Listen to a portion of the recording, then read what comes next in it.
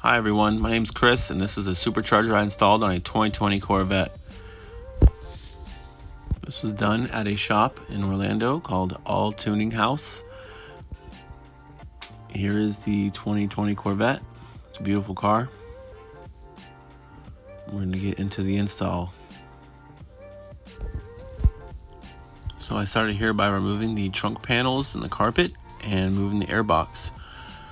There's not a lot of room to stand in here, and yes, you have to get in here and work. You cannot stand on the center of the trunk. It is thin material, so I was using the transmission and the side corners to stand on something stable to get inside the engine bay.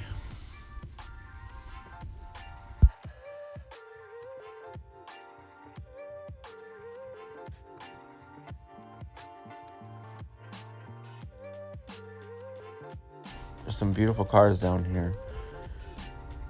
And here I'm taking apart the Corvette's inner fender to get to the heat exchanger, the piping, and then there's going to be the water pump and the tank.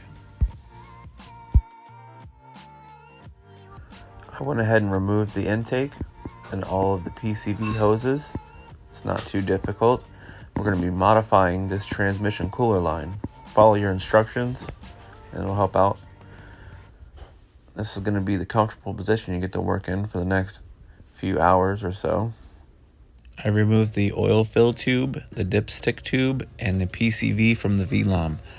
We're going to be rebuilding the PCV system with the pieces from the ends, from the valve covers, with new hoses from the kit.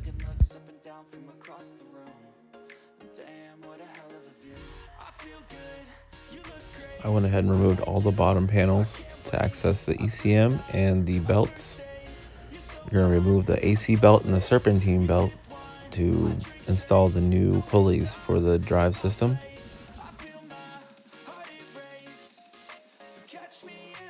The new pulleys utilize the water pump bolts, so you're going to have to remove them. You're going to get a little bit of dripping, but not too bad. Reinstall with new bolts supplied. And one of the alternator bolts will come out with a new pulley installed with new bolt.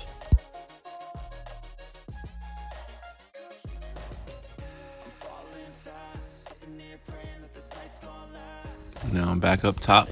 I'm going to be installing the upper portion of the pulley system. It's for the drive shaft that runs across the top to run the blower.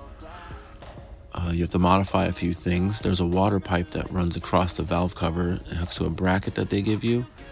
I ended up just reshaping it and it worked out fine to clear the drive shaft.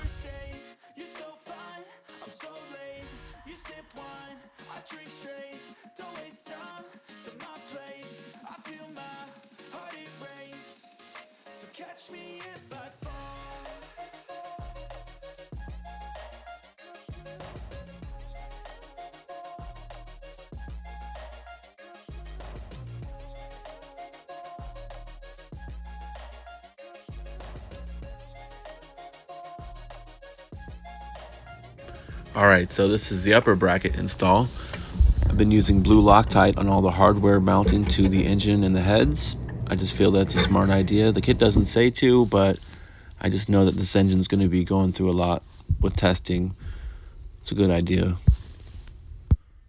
The hardware goes between SAE and metric, which I don't understand, but it's a kit, so make sure you pay attention to that.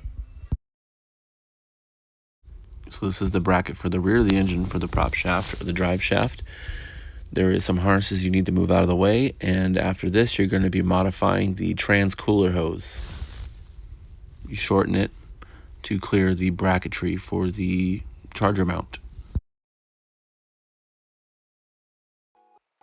In this kit, they want you to reuse the intake manifold gaskets. I found out how to modify them. They have a little tang that hangs off, and you have to cut it to make them fit right. I also recommend getting new ones. I don't feel it's safe or smart to use the old ones that have already been compressed. It's a one-time use part usually when we change them out at the dealership. Just a little reassurance. Make sure there's no vacuum leaks or boost leaks. A new map sensor is going to be installed in the bottom of the intake manifold, and there is a harness extension.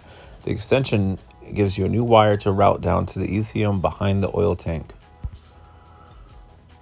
So this is the PCV manifold they want you to build. It has a one-way check valve, and it has a line for a boost gauge if you wanted to add one later on.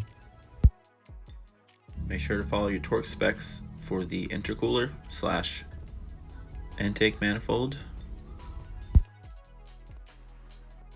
Now mounting the charger bracket. I used blue Loctite on all the bolts. You're going to be removing all the bolts on the back side of the transcooler and reusing those holes for this mount.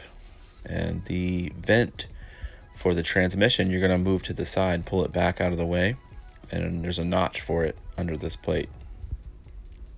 I noticed there wasn't a lot of detail in rerouting the evap line, but you're going to route it behind this, and then it's going to strap to the intake manifold later on.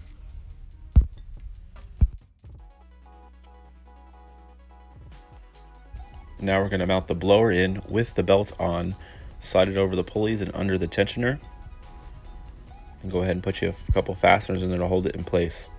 I use Loctite on those also.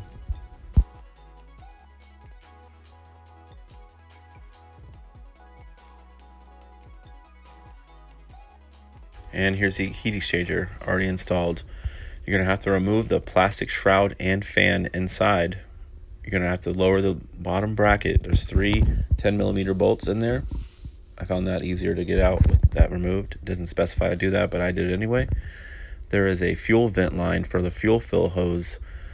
You need to take that loose and then reinstall it when you reinstall the exchanger.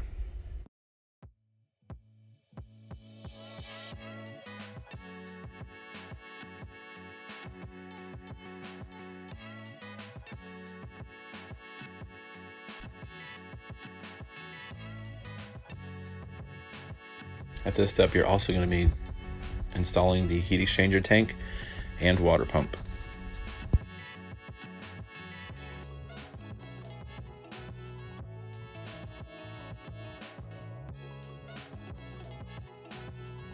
This is the relay for the water pump and the wires. You're going to route them accordingly, strap them up. These connectors were in the way, so you have to move them to get the tank in. And then you're going to start installing your AN fitting lines and hoses. Next, I did the charge piping and connectors. There's a mass airflow you reinstall on the K&N pipe. Make sure it is 9 3/4 from the trunk floor. I've got the engine cover installed. The carpet doesn't fit back in there. Fill with coolant. Make sure all the electrical connections are back together and zip tied out of the way. Hoses secured and out of the way.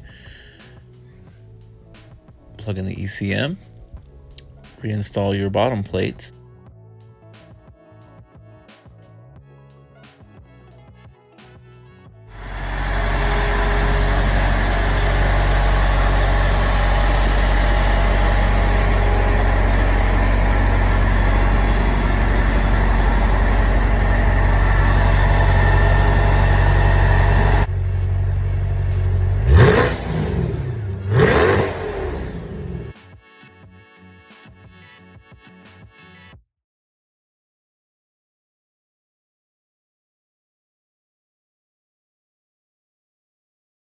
All right, thanks for watching. Remember to like and subscribe. Leave comments if you want to know more details.